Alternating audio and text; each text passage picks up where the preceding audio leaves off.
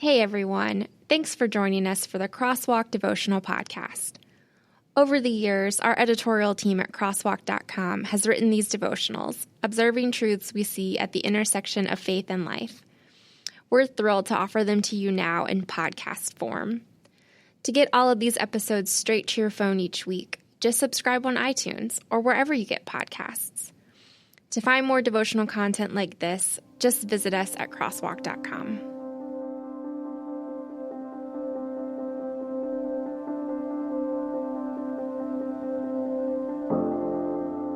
Fits Any Niche, written by Sean McAvoy and read by Stephen Sanders.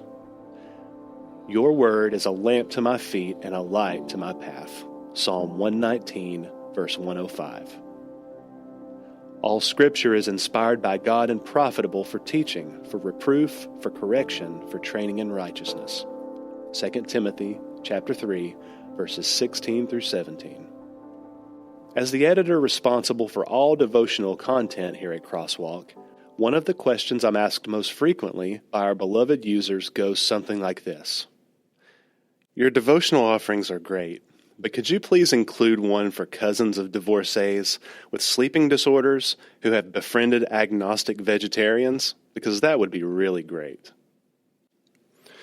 Okay, that's an exaggeration, but only barely.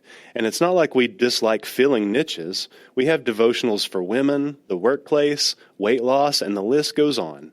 We're continually adding to the selection and have plans for a men's devotional, a children's devotional, a singles devotional, and more. To an extent, we're at the mercy of what's well written, theologically sound, recognizable, and most of all, available. But when I'm asked a question like, my fiancé and I are interested in a devotional for yet-to-be-married couples living in the mid-Atlantic from different church backgrounds who are both post-millennialists. What do you recommend for us? My answer is always the same. Just study the Word, man. Whether you find it here or somewhere else, locate a ministry, author, preacher, or a regular old Joe or Joanne whom God has gifted with insight into His Holy Scriptures, and read their take regularly. Follow that with your own deeper individual study. Take that into praying with a spouse, accountability partner, disciple, or mentor.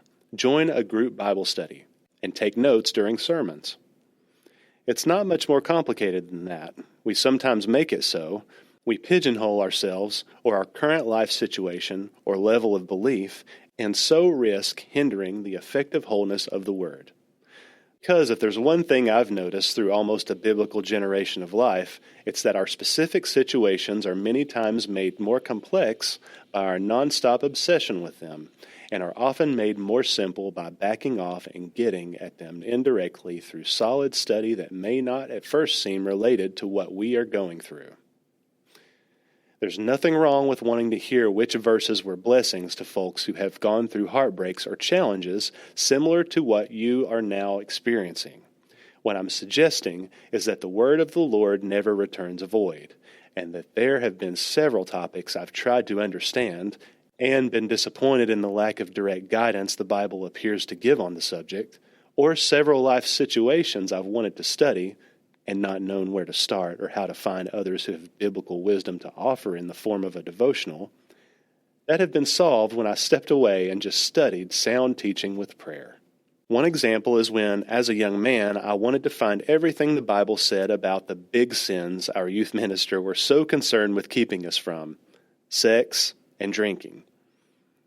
I shortly exhausted all the verses that dealt directly with these topics, but it wasn't until I backed away from a focus on these issues and began more comprehensive studies of what God had to say about all the things that the picture grew bigger, and the reasons for abstinence, purity, sobriety, and not causing others to stumble became clear in the light of grace, righteousness, sacrifice, real love, and ministry. Another example is the time I was battling a crippling depression. I found few answers and little comfort in attacking the problem directly, even if there didn't seem to be a lack of correlative verses or devos, which only would have reminded me double of the state I was in. What did help was reading other topics from the Bible and books from established Christian authors and preachers about the Bible itself, about faith, about truth. A pathway out of anxiety was lit, to my surprise, by Brennan Manning's Furious Longing of God.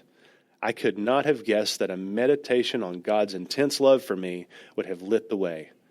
Eventually, the clouds lifted, and I was stronger for having gone through the darkness and for the overarching principles that brought me home. And even today, when I travel again through old and familiar verses, passages, and chapters, I see them under new lights.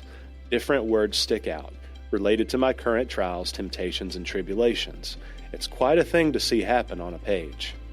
Let me encourage you today not to wall yourself off from the full richness of the Word, but to seek out sound doctrine and study on general principles regularly that I promise will apply to your specifics, whether directly or indirectly, immediately or eventually.